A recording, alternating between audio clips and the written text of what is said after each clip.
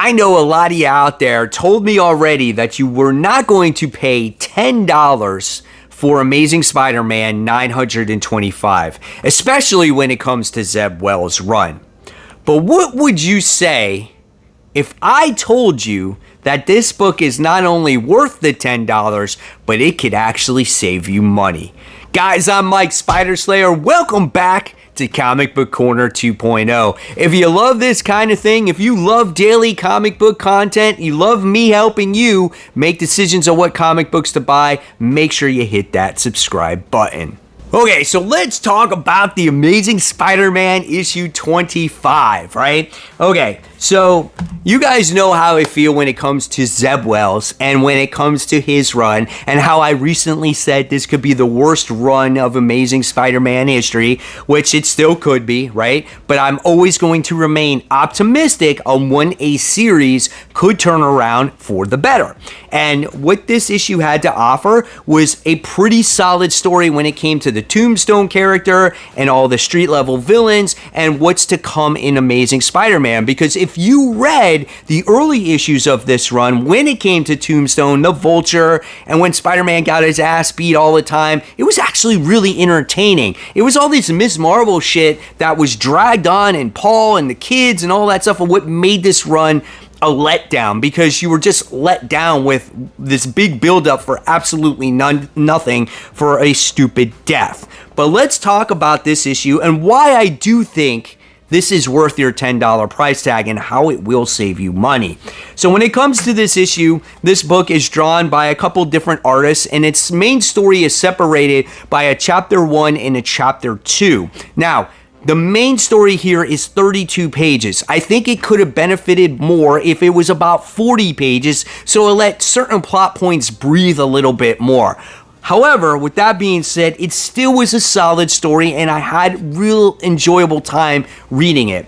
Chapter 1 is titled The Last Night, as you get to see, I think it's Randy, I think his name, and we see Janice Lincoln, which is the daughter of Tombstone, go on their final nights out. Bachelor party and bachelorette party, right? The girls are having a great time. They're getting drunk. They're getting wasted. Felicia shows up. Oh my gosh, it's so much fun for them. And then you get to see Randy and Peter. It's just the two of them. None of Randy's friends showed up, and Peter's like, yeah, you know what? I forgot to invite them. And Randy was pissed. He's like, we're sitting at a bar drinking water. And he's like, this is always about you. You always show up late. You leave early. You know, you forget this and you forget that. Why can't you actually be a friend? But in the end, Randy winds up calling his friends going, why didn't you come? And he found out that they didn't want anything to do with Randy, and Peter was just protecting him, so it wouldn't be like this sad night for him. So that was really a touching moment there, and a redeeming quality that Zeb Wells did for Peter Parker, and I really appreciate that. Now, on the other side of things with the girl party, which was interesting, is we get to see Felicia talk about Peter Parker to Janice, and she goes, well, how do you know when it's true love? And she kind of explains that to Felicia, okay? And after we get the whole night out in the town, we get to see Felicia and Peter meet up with each other, and Felicia has a heart-to-heart with Peter and says, you know, it seems like you're just not fighting for me these days. She sees, you know, you're out of it and whatnot, and Peter just, like, doesn't fight for her at all. So it shows you that he is not in true love with Felicia, and they call it off and they just break off. Now, the one issue that I had with this is it just seemed really sudden. It seemed like their relationship was strong, and because of one little conversation that Felicia had with a drunken Janice, she decides to call it off. So I thought that was very sudden, and I thought that could have took its time more to develop as the series has gone on. But it is what it is. That was my issue with that moment. Then we go into chapter 2, which is the big day, the wedding day. And this was the action part of the book. And we wind up getting to see Tombstone's goons all show up to the wedding. We get to see Janice walk down the aisle. It looks like everything's going to be kumbaya, at least for one day. Randy's going to marry Janice, and they're going to get along. And all of a sudden, you get to see this motorcycle dude that comes through the forest and starts shooting up people. And he actually shoots Tombstone in the chest. And Tombstone thought, he's like, oh, I'm impenetrable to bullets. And he starts bleeding. And just as Tombstone is about to get his brains blown up, here comes Spider-Man. He's going to save the day. He kicks Tombstone out of the way, kicks the bad guy out of the way, and he saved Tombstone's life. He goes in an ambulance. He gets carted away.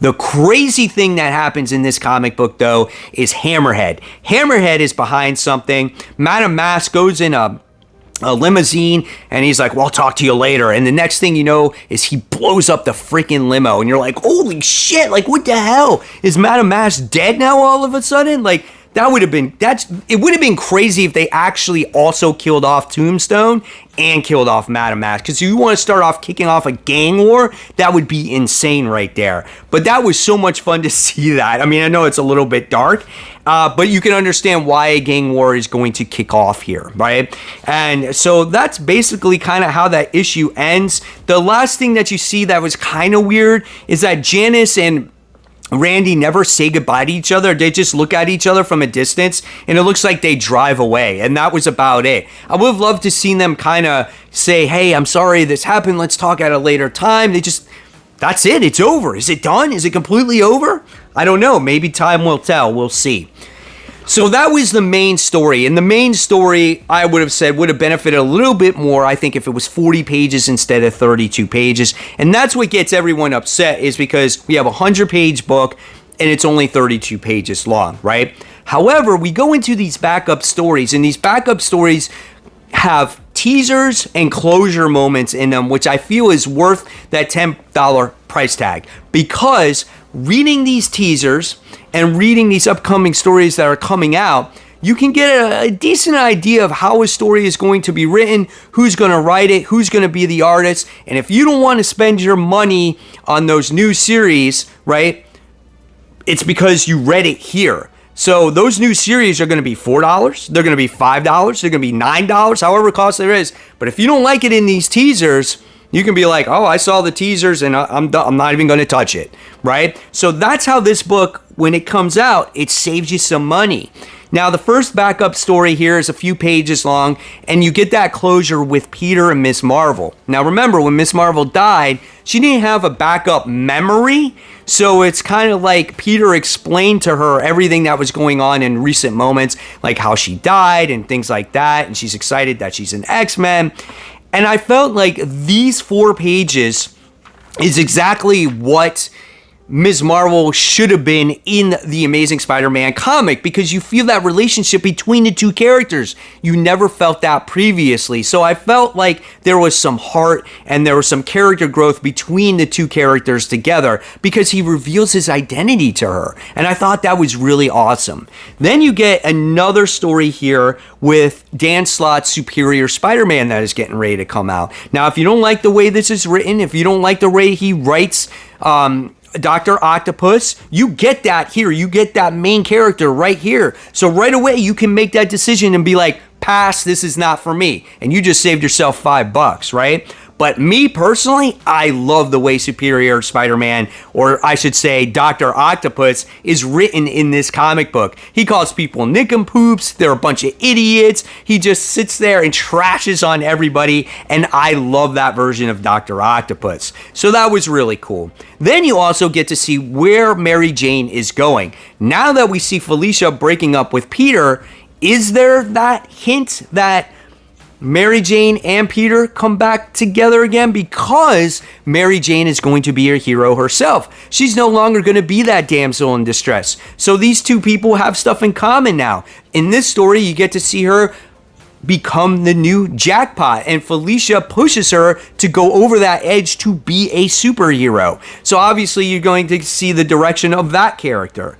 And we have another story in here if you care about Jessica Drew, how in the Spider-Man comic book, she disappeared for a while and her son is actually missing. And she goes to the bar with no name. She interacts with Taskmaster and she's trying to find out where her son is. So if you're interested in Jessica Drew and a new Spider-Woman series, it was hinted here. It was a little bit of a teaser, and you get to see the artwork and everything else, and this could be something for you.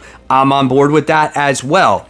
Then we get another story here when it comes to, Spider-Boy. Yeah, that's right. Spider-Boy, issue 1's getting ready to come out. We get to see what the artwork is there. We get to see who the writer is, obviously the artist, and we get to see what you can expect and how it's written and a little bit of the villains in this story. So again, if you don't think that's going to tickle your fancy, then don't buy it.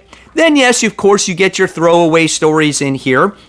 Right? But then you get a very interesting story with Kraven the Hunter and, oh my God, Dr. Kafka. What's her name? I totally forgot her name. But it looks like he hooks up with her. Like it became this like one night stand type of thing. Like what's going on there? And then at the very end, you get this like story with like Carrie Andrews artwork in there about the Kingpin being this demo creature and all this other stuff. It was just totally odd, right?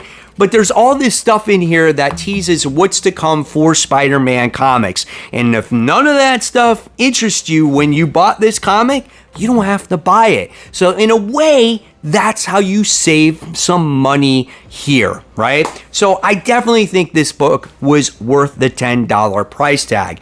If I had to rate this comic at the end of the day, I'm going to give it a B+. I think this is an excellent way to lead in to a future Spider-Man event titled The Gang War. I've been burned before. I could get burned again, but I'm going to keep my fingers crossed that this could be the story that Zeb Wells finally writes that people could appreciate.